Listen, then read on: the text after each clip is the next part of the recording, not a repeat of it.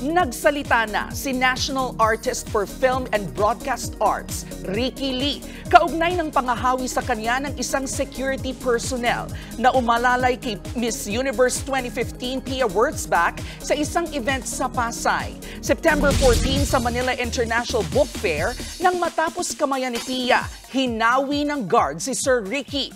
Sa isang panayam, sinabi ni Sir Ricky na sana'y naging mas magalang ang gwardya sa kanya.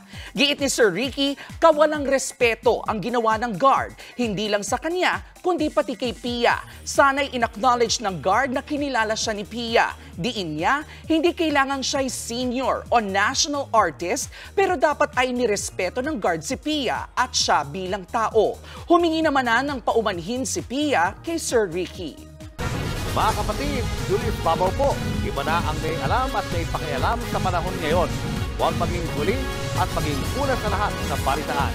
Mag-subscribe at mag-follow sa social media pages ng News 5.